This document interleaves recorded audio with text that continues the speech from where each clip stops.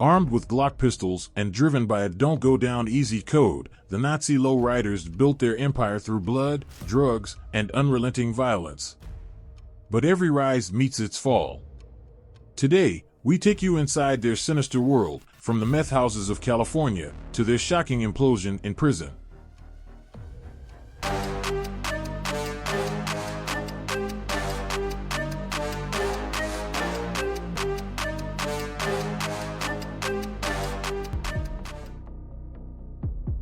The story of the Nazi lowriders, a prison gang with a reputation for extreme violence, begins with a high-stakes surveillance operation.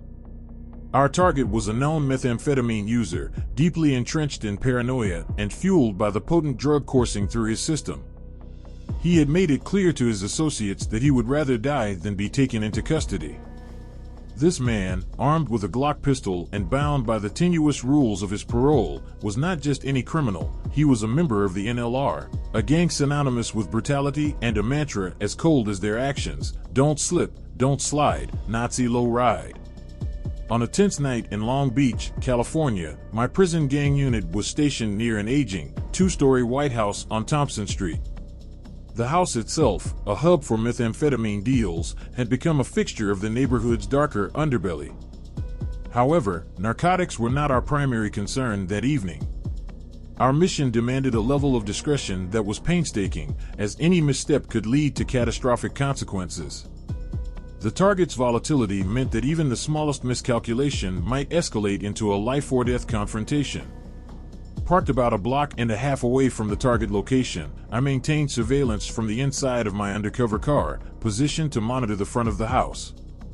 The rest of my team was scattered across the neighborhood, strategically blending into the surroundings. Each vehicle formed part of a carefully crafted perimeter, extending several blocks from the residence. The tension in the air was palpable. Every move we made was calculated to remain unnoticed by both the suspect and the other residents. While the house itself was a known site for drug transactions, the suspect's presence elevated the stakes. We had spent days gathering intelligence and preparing for this moment. The suspect's reputation preceded him. His ties to the Nazi lowriders signified more than mere criminal activity. This was a gang that thrived on intimidation, violence, and unwavering loyalty to its members, all underscored by their chilling motto. For the NLR, surrender was never an option, and neither was failure.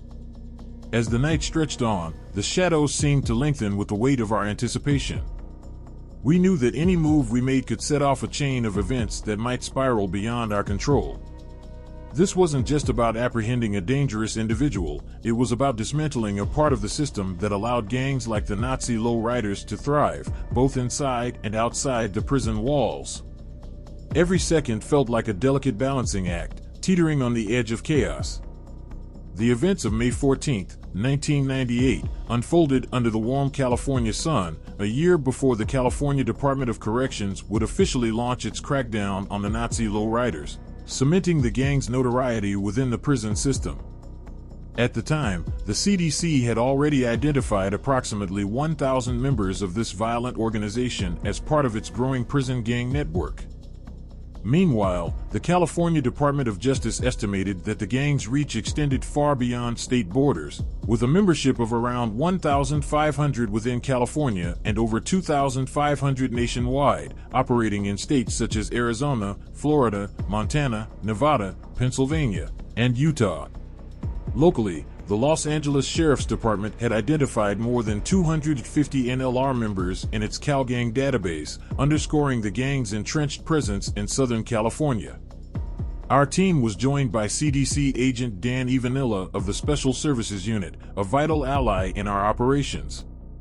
Over the years, the LASD Prison Gang Unit had cultivated a strong partnership with the CDC and its SSU, which specialized in gang intelligence and street-level apprehensions. Agent Ivanilla's expertise and up-to-date intelligence made him an invaluable addition to our efforts, particularly as we prepared to confront one of the NLR's most volatile members, James Frederick Sturgill. Detective Michael Mad Dog McCravey, the lead investigator for the PGU team, had gathered critical information about Sturgill. He was wanted on charges of assault with a deadly weapon, and despite 2 attempts to apprehend him, he had managed to evade capture, each time leading officers on dangerous high-speed chases. His actions were brazen and escalating. He had even pointed a firearm at a city councilman in Lakewood. In addition to these crimes, Sturgill was in violation of his parole, with his official residence listed in Bellflower. However, the reality was far more precarious. He was spun and on the run, a methamphetamine user perpetually under the influence and evading law enforcement. His inevitable encounter with the police was a question of when, not if. Sturgill's activities went beyond evasion. He had taken up the role of an enforcer for the NLR, collecting taxes from local methamphetamine dealers in exchange for the gang's so-called protection. Known for carrying a Glock pistol tucked into his waistband, he rarely let the weapon out of his reach, even during sleep-deprived, paranoid methamphetamine binges. The only exception was during sexual encounters, when he reportedly placed the weapon next to the bed. Fueled by large quantities of high-grade meth, commonly referred to as ice, Sturgill was deep in the throes of methamphetamine psychosis, his paranoia intensifying with each passing day. He made no secret of his intentions, telling those around him that he would never allow himself to be taken alive. This mindset was emblematic of the NLR's broader ethos. To gain respect and solidify their position among other violent prison gangs, the NLR had adopted a policy of extreme resistance. Members were ordered to never surrender willingly to law enforcement. Instead, they were expected to resist arrest, with violence if necessary, and, if possible, to kill the officers attempting to detain them. Failure to comply with this code carried severe consequences. Any NLR member who returned to prison after being arrested without putting up a fight would face judgment and punishment from their own gang. The NLR's reputation for violence had grown in tandem with its membership. Numerous incidents painted a picture of unrelenting aggression. Members had engaged in shootouts with police and had even used their vehicles to run down officers, sometimes without provocation. These brazen acts underscored the gang's disregard for authority and the lengths its members were willing to go to assert their dominance. Confronting someone like Sturgill, deeply entrenched in this culture of defiance, was a task fraught with danger and unpredictability. We understood the challenges ahead, but there was no alternative. Sturgill's arrest was not just a matter of justice, it was a step toward curbing the escalating threat posed by the Nazi lowriders. The Nazi lowriders were often labeled by organizations like the Anti-Defamation League as a white supremacist gang, tied to groups such as the Aryan Brotherhood, the World Church of the Creator, the White Aryan Resistance, and the Aryan Nation. On the surface, this association painted a clear picture of the NLR as part of the broader landscape of white supremacist ideology. However, the reality of the gang's nature was far more complex.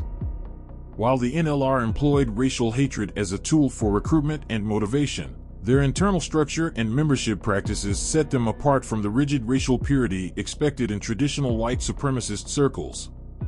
Unlike the strictly segregated ideals espoused by true white supremacist ideologies, both the Aryan Brotherhood and the Nazi lowriders exhibited significant deviations.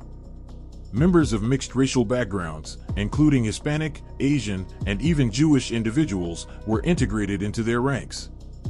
In traditional white supremacist doctrine, such inclusion would have been condemned as race mixing with so-called mud peoples, a violation of the very principles these groups ostensibly stood for. Despite this, the NLR functioned with a pragmatic approach to its operations, prioritizing loyalty and utility over adherence to racial purity. The NLR drew its membership primarily from white inmate populations, specifically targeting groups that aligned with racial hatred or white power rhetoric. This recruitment often extended to street-level gangs like Public Enemy No. 1, the Wolf Pack, Nazi and Hammer Skinheads, and other Peckerwood groups. These individuals, already entrenched in racially motivated violence and criminal activity, formed a ready pool of potential recruits. Despite this shared ideology, the NLR's connection to the Aryan Brotherhood defined its operational framework. As with other white power factions, the NLR ultimately operated under the leadership and influence of the Aryan Brotherhood. Over the preceding 2 decades, the Aryan Brotherhood, also referred to as the Brand, faced mounting pressure from the California Department of Corrections. Many of its key members had been identified, isolated, and confined to security housing units, severely limiting their ability to operate directly. This isolation forced the Aryan Brotherhood to adapt, delegating much of its criminal activity to proxy groups. The Nazi lowriders, with their reputation for violence and willingness to carry out orders, became a critical tool for the Aryan Brotherhood. They served as enforcers and soldiers, taking on the dangerous and violent tasks necessary to maintain the AB's influence both inside and outside the prison system. Individuals like James Frederick Sturgill exemplified this dynamic. As an NLR member, Sturgill and others like him were often called upon to put in work on behalf of the Aryan Brotherhood. This work could range from enforcing gang discipline to committing acts of violence against rivals or law enforcement. The NLR's role as a surrogate force allowed the Aryan Brotherhood to sustain its operations despite the physical isolation of its leaders, ensuring that their violent and criminal agenda continued to thrive in the shadows. The NLR's dual identity, a white supremacist gang with pragmatic racial inclusivity, highlighted the contradictions within its structure and mission. While they drew power from the rhetoric of racial hatred, their survival and effectiveness depended on bending those very principles to accommodate the realities of their environment. This blend of ideology and practicality made them a uniquely dangerous force, blurring the lines between traditional white supremacist extremism and the cutthroat pragmatism of organized crime. During the 1980s, the Nazi lowriders underwent a significant transformation under the leadership of Aryan Brotherhood member John Youngster Stinson.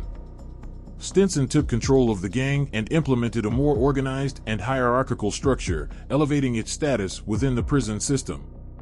Historically, the NLR had operated with a degree of respect and recognition for its senior leadership. Under Stinson's reorganization, this structure was formalized, granting senior members exclusive authority to recruit new members. These new rules dictated that only inmates who had served at least 5 years behind bars were eligible to be considered for membership, reflecting a commitment to recruiting individuals with proven loyalty and experience. The process of joining the gang became highly regimented. A candidate's acceptance required the approval of at least 3 senior members, ensuring that membership was not granted lightly. Once inducted, a recruit would be assigned to a specific senior member and referred to as that senior's kid, reinforcing the hierarchical chain of command. The most senior member within any facility held ultimate authority over the gang's operations and established its rules, unless a member of the Aryan Brotherhood was present, in which case the AB's dominance would supersede. Even minor infractions were met with strict enforcement, highlighting the disciplined environment Stinson cultivated. By the 1990s, the Nazi lowriders had experienced a dramatic rise in both power and influence within California's prison system. Their reach extended beyond state lines, infiltrating other states and the federal prison system, spreading the gang's violent ethos and operational methods. However, their influence was no longer confined to prison walls. The NLR's brand of chaos and criminal enterprise began to seep into the streets, further entrenching the gang's presence in society. In a significant shift, young white men with no prior prison experience began identifying with the NLR, marking their allegiance with tattoos bearing the gang's initials. This newfound appeal contributed to the establishment of strongholds in various regions, particularly in the Southern California Inland Empire, with cities such as San Bernardino, Fontana, Riverside, and Corona becoming hotbeds of NLR activity. The gang also entrenched itself in Orange County and the San Fernando Valley, further solidifying its street presence. In some cases, factions of the NLR became so emboldened by their newfound power that they declared independence from the Aryan Brotherhood, forming a splinter group known as the Fuck the Brand Gang. These factions even challenged the AB's control, signaling a fracturing of the established order. The turning point for the NLR came in 1999 when the California Department of Corrections officially classified and validated the gang as a prison gang. This designation allowed authorities to isolate NLR members in security housing units, SHU, the same high-security facilities where Aryan Brotherhood leaders were held. This crackdown had a devastating effect on the NLR's membership. Facing the harsh conditions of isolation and increased scrutiny, many members chose to drop out, signaling the gang's rapid decline. The FTB faction, once a formidable force, was largely dismantled, with its remaining members placed in protective custody to shield them from retaliation. Despite this decline, the Nazi lowriders left a lasting legacy. A small but dedicated core of loyal members persisted, with some even advancing to full membership in the Aryan Brotherhood. These individuals represented the enduring connection between the two gangs and underscored the NLR's role as a feeder group for the AB. While the gang's influence has waned, its history serves as a stark reminder of how quickly a criminal organization can rise, spread, and fracture under the weight of internal and external pressures. Hunched down in my car seat, I peered intently through binoculars at the constant stream of people entering and leaving the methamphetamine house in Long Beach. Every face had to be scrutinized carefully. We needed to positively identify James Frederick Sturgill, the Nazi lowrider tax collector, whose arrest was the focus of our operation. I had never seen him in person, relying only on a few grainy mugshots to guide me. The task was daunting, with numerous individuals moving in and out over several hours. Then, at last, a potential match stepped out of a car parked across the street from the house. I couldn't be certain, but I was at least 90% sure this was our man. If it was Sturgill, the situation would demand the presence of SWAT. We immediately contacted the watch commander at the nearby LASD Lakewood station, requesting assistance to secure the area and support the arrest. To my astonishment, the commander informed us that his units were too busy to help, even though Sturgill had previously assaulted a councilman from their city. Undeterred, we moved to Plan B, contacting the Long Beach Police Department. They responded swiftly, dispatching officers and their SWAT team to assist. With their help, our team locked down the perimeters surrounding the house. Long Beach SWAT used bullhorns to command the house's occupants to exit. One by one, 2 women, a toddler, and 3 men emerged. None matched Sturgill's description. Each was questioned and identified, and all claimed Sturgill wasn't inside. However, despite their denials, I was confident in my earlier identification. SWAT fired tear gas into the house, attempting to flush out anyone hiding. As the hours dragged on, I silently prayed that Sturgill hadn't somehow slipped past us. Eventually, the SWAT team conducted a thorough search, employing a K-9 unit to clear the house. Initially, there was no sign of the suspect. Then, suddenly, the barking began. The dog had alerted to a narrow crawl space hidden between the ceiling of the first floor and the floor of the second story. Using a flashlight, the handler spotted a pair of legs awkwardly wedged into the cramped space. It was Sturgill. As soon as his presence was discovered, he began shouting, "I have a gun, and I'm not going back to prison." Trapped in such a confined space, his ability to aim his Glock at anyone was limited, but his desperation was clear. He screamed, "I'm gonna kill myself," and then fired a shot. Inside the house, SWAT officers instinctively raised their weapons, aiming toward the spot in the ceiling where the gunshot had originated. But before anyone pulled the trigger, the SWAT commander shouted, "Fire discipline," preventing what could have turned into a deadly exchange. Moments later, the situation took a dramatic turn. Sturgill, writhing in pain, fell through the plaster ceiling into the living room below. His screams echoed throughout the room as he clutched his side. In his attempt to turn the gun on himself in the tight crawl space, Sturgill had managed to shoot himself in the abdomen. The pain from the wound, combined with his erratic movements, had caused him to crash through the ceiling. Despite the high-stakes tension of the operation, the sight of the once-defiant Sturgill, now crying in agony and completely disarmed, brought a moment of relief and humor. As paramedics tended to his injury, we couldn't help but laugh at the absurdity of his downfall.